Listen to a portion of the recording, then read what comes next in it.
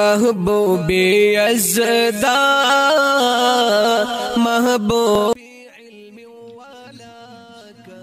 وعن ابن عباس رضي الله عنه قال فرض رسول الله صلى الله عليه وسلم زكاة الفطر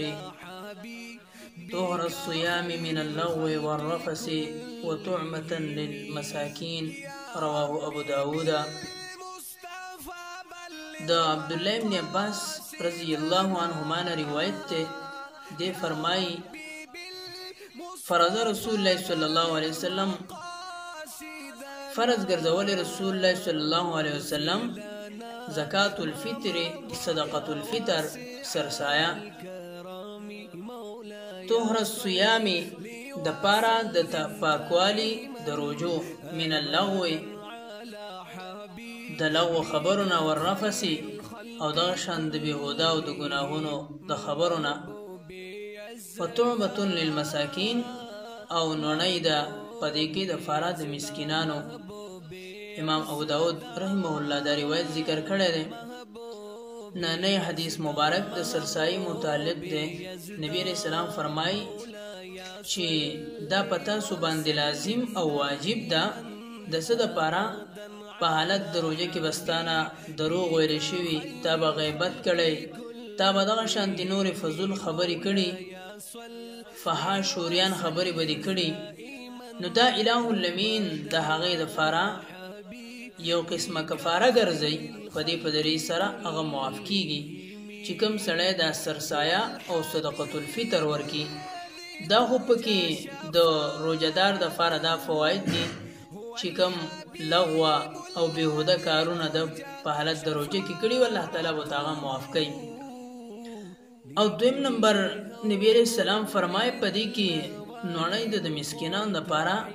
مسکینان هغه حالت کم خرابی پای باندې حالت د رزق د روزۍ تنګي وي پې نو دا خلک راوالی مسکین ته ورکي نو اله اللمین پې د هغه محتاجي هم لري کې دغه پکې د مسکین او فقیر دپاره فایده ده. اوس د دې ورکول نو بعض روایتونو کې راځي چې هر سړی دا ورکي ځکه روژه غریب هم نسی او مالداری هم نسی، دواړو ته ورکول پکار دي چې دا ورکړلی شي. دغه شانتي اوس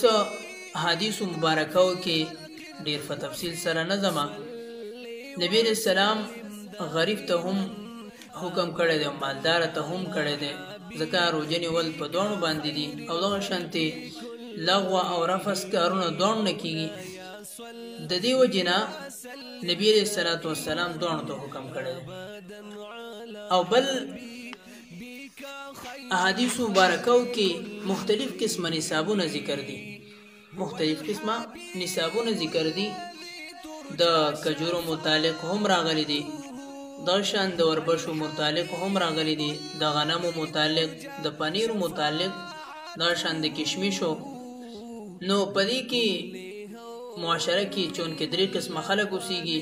غریب، متوسط او مالداره. نو اله اللمین د غریب دپاره د هغه د غربت متعلق هغه حکم را لېږلی دی چې د غنمو ادنا قیمت وي نو دی د هغه ورکي، کم از کم زموږ ممالکو کې 100-110 روپۍ هغه جوړیږي، دغه دی ورکي. او دغه شانتې درمیانو دپاره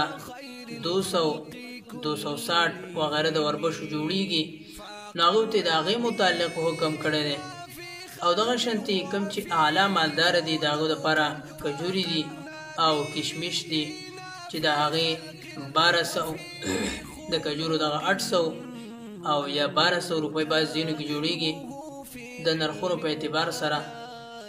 او دغه شان د کشمیشو 1600 یا 1800 جوړیږي. نو اعلی مالدار ته د هغې متعلق حکم دی او دغه شانتې متوسط ته د دغه وربشو متعلق او غریب ته دغه غنمو چې څه 2 سیره او کم 2 سیره غنم جوړیږي د نیم سوانه هغه به ورکوي. نو دا خو د هغه نصابونو متعلق چې کم مالداره، متوسط او غریب سړي. خو غوره خبره ما تاسو ته غوروالي کې یو سړي مالداره دی او دا کمه یې ورکړه نو هم په دې باندې څه ګناهګار نه دی. اغاړې خلاصيږي دا شانتي متوسط دی او د 100 روپۍ 110 ورګرام په دې باندې هم دغه ذمہ فارغيږي څه ګناګار پنه دي خو غوړه خبره ده د حدیث مبارکو کې دغه ذکر دي نو دا د لپاره چې دغه متعلق هم موږ سنسا سرسایه ورکو بل بهر ملکونو کې بعضی کسان وایي چې موږ بس د پاکستان متعلق به سرسایه ورکو د هغه د پیسو کډریال متعلق علما فرمایي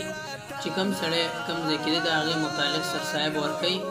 نو سعودي عرب کې د هغه حساب علما ولګول د 25 ریال د هغه فیکس ورکي او دغه شانتي کم عرب اماراتو کې دوبه وغیرہ کې دي هغه هم 25 دراهم ورکول هغه پکار دي او کویت وغیرہ کم ملکونو کې چې د نانیر چړيږي نو هغه به 2 دینار ورکي او دغه شانتي یورپی ممالکو کې انګلند وغیرہ کې کم کسانی نو هغه به 15 پاوند ورکي او امریکا کې چې کم کسان مسلمانانی او سرسایه کوي هغه به $1 $7 سرسایه ورکي دا د هغه سرسایه متعلق سنه سباس تاسو مخ تراغه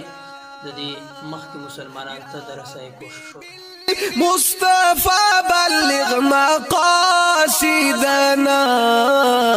واغفر لنا ما مضى يا واسع الكرم مولاي صل وسلم